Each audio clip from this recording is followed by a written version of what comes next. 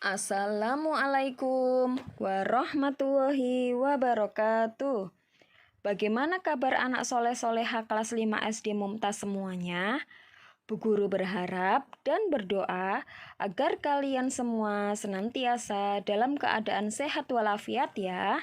Dan juga jangan lupa untuk selalu bersemangat. Anak-anak, pada hari ini Bu Guru akan menyampaikan pembelajaran tematik tema 9, subtema 1, pembelajaran 4, yaitu tentang ketampakan alam.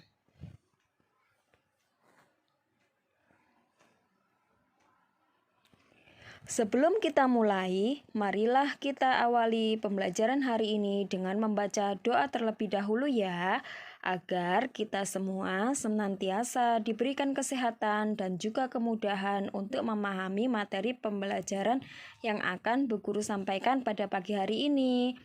Kita mulai ya anak-anak. Bismillahirrahmanirrahim. Raditu billahi robba wa bil islami dina wa bi muhammadin nabiyya wa rasula.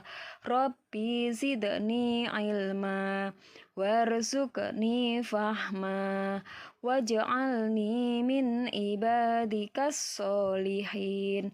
Amin ya rabbal alamin.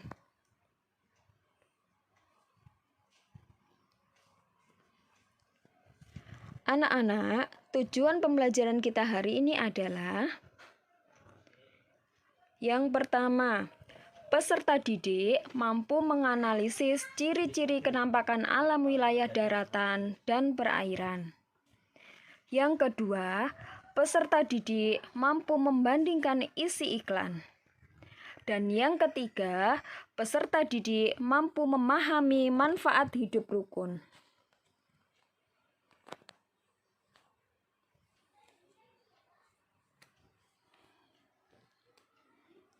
Baik anak-anak, kita mulai ya. Ketampakan alam disebut juga dengan istilah bentang alam. Indonesia memiliki bentang alam yang berbeda-beda di setiap daerahnya. Ada daerah dataran tinggi dan ada daerah dataran rendah. Ketampakan alam dibagi menjadi dua bagian, yaitu ketampakan alam wilayah daratan dan ketampakan wilayah perairan.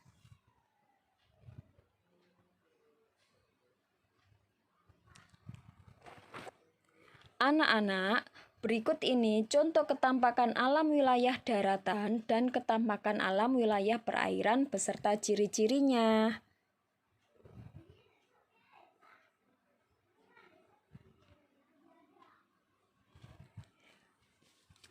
Berikut ini ada ketampakan alam wilayah daratan.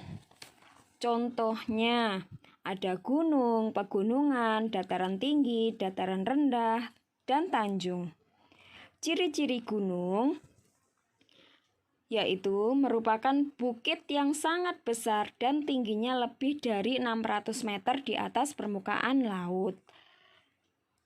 Sedangkan pegunungan memiliki ketinggian lebih dari 700 meter di atas permukaan laut.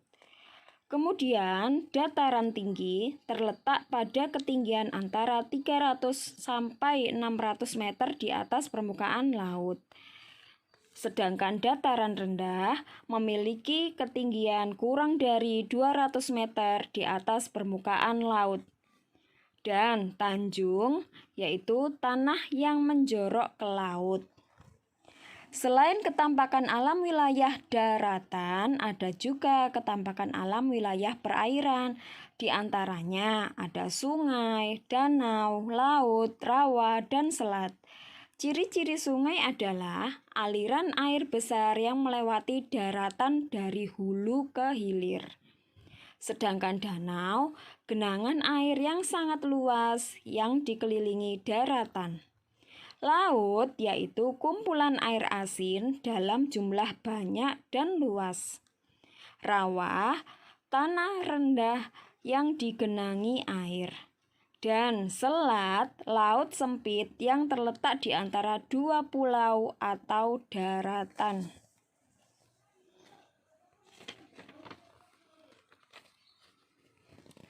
Adaptasi masyarakat terhadap ketampakan alam sekitar.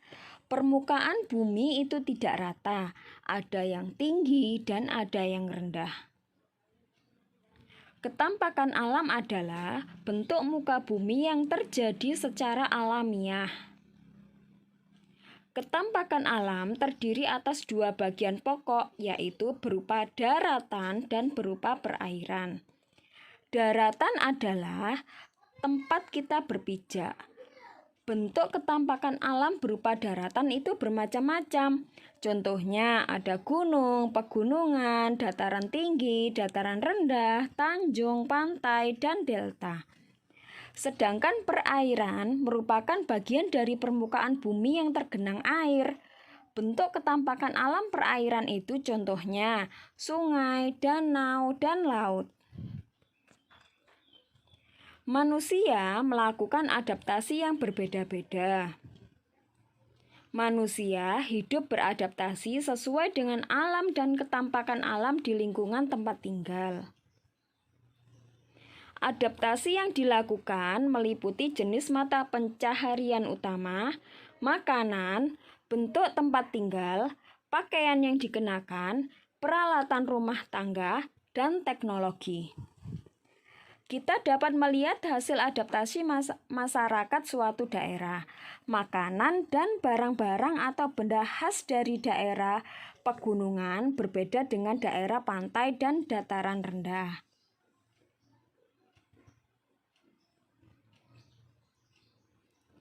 Anak-anak, selanjutnya coba kalian amati iklan berikut ini dan berikan tanggapanmu ya.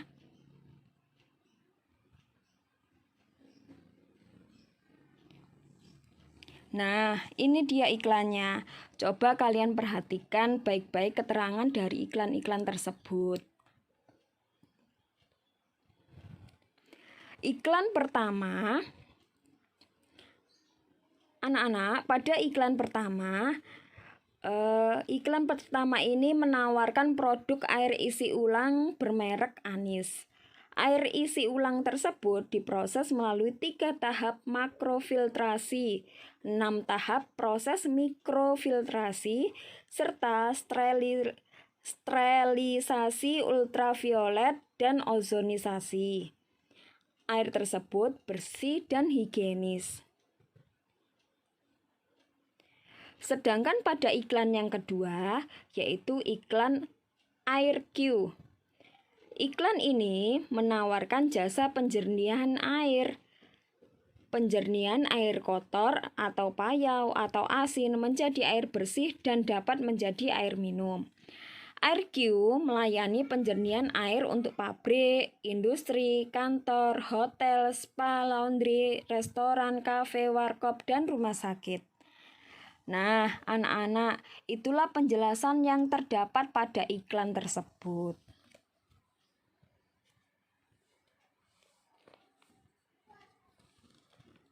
Anak-anak, meskipun alam dan ketampakan alam daerah satu dengan daerah lainnya berbeda, kita sebagai masyarakat Indonesia harus menjunjung tinggi nilai-nilai persatuan dan kesatuan. Untuk mewujudkan nilai-nilai persatuan dan kesatuan dapat dimulai dari hal-hal kecil yang ada di sekitar kita.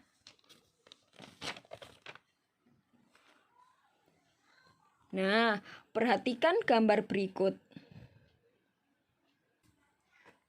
Hari ini, Rasti dan teman-temannya mengadakan kerja bakti di sekolah. Kerja bakti dibimbing oleh Pak Guru.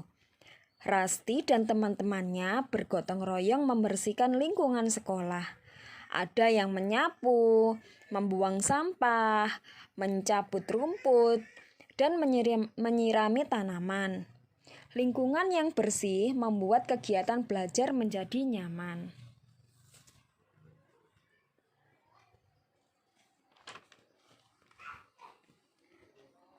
Mereka rukun dan bekerja sama demi lingkungan sekolah yang bersih dan nyaman. Rasti bekerja sama dengan teman-temannya mencerminkan hidup rukun di sekolah. Hidup rukun harus terjalin baik di lingkungan keluarga, sekolah, maupun masyarakat. Membantu orang tua membersihkan rumah juga merupakan hidup rukun di lingkungan keluarga dan di rumah ya. Dengan hidup rukun, kita turut memperkuat persatuan dan kesatuan di Indonesia.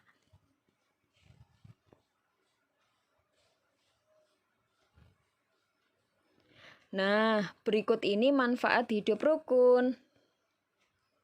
Yang pertama, memiliki banyak teman. Yang kedua, kehidupan lebih harmonis.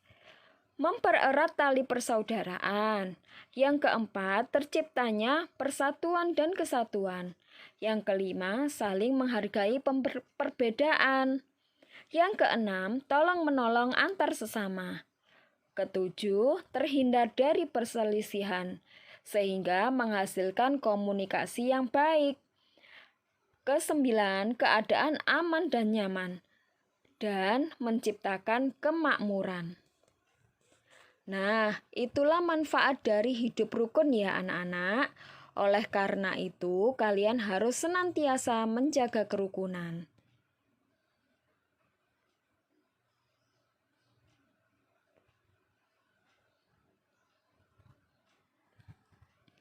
Alhamdulillah, pembelajaran hari ini telah selesai.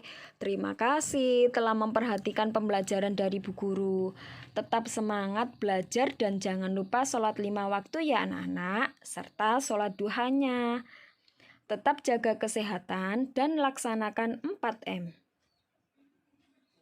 Yang pertama, memakai masker dengan benar. Yang kedua, mencuci tangan pakai sabun. Yang ketiga, menjaga jarak minimal 1 meter. Dan yang terakhir, menghindari kerumunan. Baik anak-anak, Bu Guru akhiri ya pembelajaran hari ini. Semoga pembelajaran hari ini dapat bermanfaat bagi kita semua. Amin. Wassalamualaikum warahmatullahi wabarakatuh. Tetap semangat anak-anak.